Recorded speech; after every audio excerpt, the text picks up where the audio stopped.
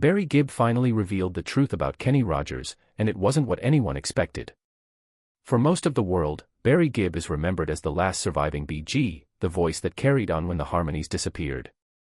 His music filled stadiums, crossed generations, and defined entire eras.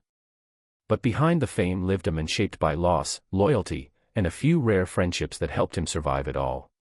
One of those friendships was with Kenny Rogers, a man Barry would later say changed his life in quiet ways.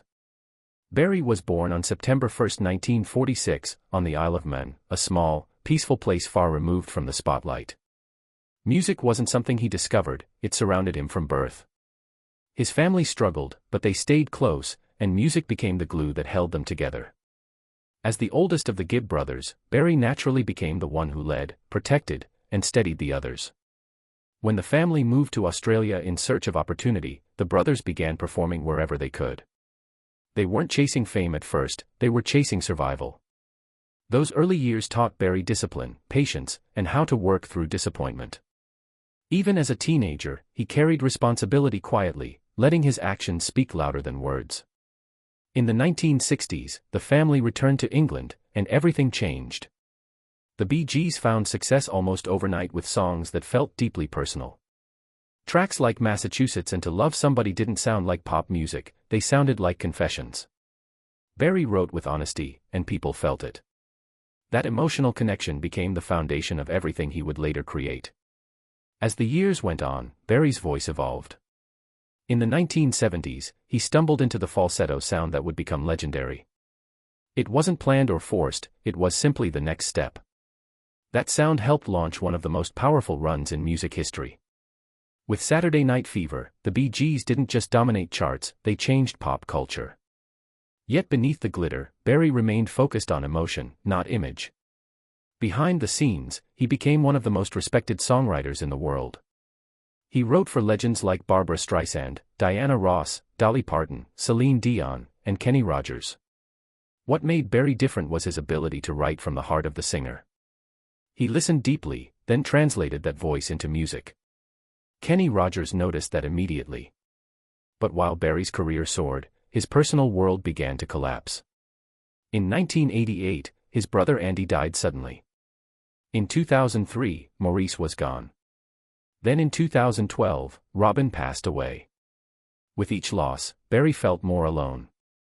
The Bee Gees had been a shared identity, and suddenly, he was carrying it by himself.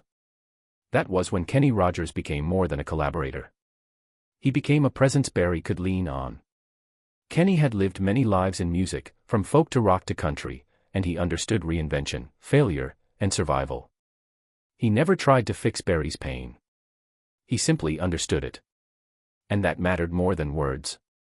Barry later said that Kenny had a way of calming a room without effort. He didn't need to talk much. He listened. He observed. And when he did speak, it was with honesty and calm. During some of Barry's darkest moments, those conversations became lifelines. Kenny didn't rush grief. He respected it. One lesson Kenny shared stayed with Barry forever: you don't outrun time, you walk with it. That sentence changed how Barry viewed aging, fame, and creativity. Instead of fighting to stay relevant, he learned to embrace who he was becoming. His music softened. His writing became more reflective. He stopped trying to impress and started telling the truth. That truth shaped Barry's later projects. In 2020, he released Greenfields, an album that reimagined classic Bee Gees songs with country and Americana artists. The songs felt older, wiser, and deeper, as if they had grown up alongside him. One track, Words of a Fool, finally saw the light after sitting hidden for decades. It felt like closure. That same year, Kenny Rogers passed away.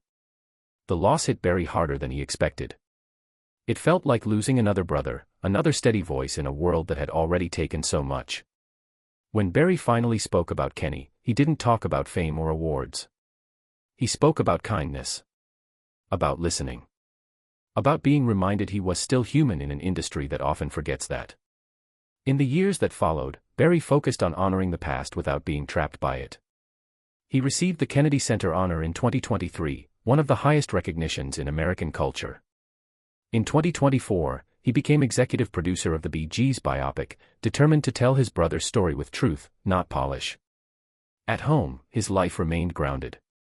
After an early marriage ended, Barry found lifelong partnership with Linda Gray. They married on his birthday and built a family that became his safe place. Through loss, fame, and reinvention, Linda stayed his anchor, the one thing that never changed. Today, Barry Gibb is more than a legend. He is a survivor, a brother, a husband, and a storyteller who never stopped listening. And when he finally shared the truth about Kenny Rogers, it wasn't about secrets. It was about gratitude. Because, as Barry quietly admitted, Kenny Rogers helped him stay real in a world that tried to turn him into a product. He reminded him how to slow down, how to feel, and how to keep going when the music fell silent. And that, Barry said, is a gift that never fades.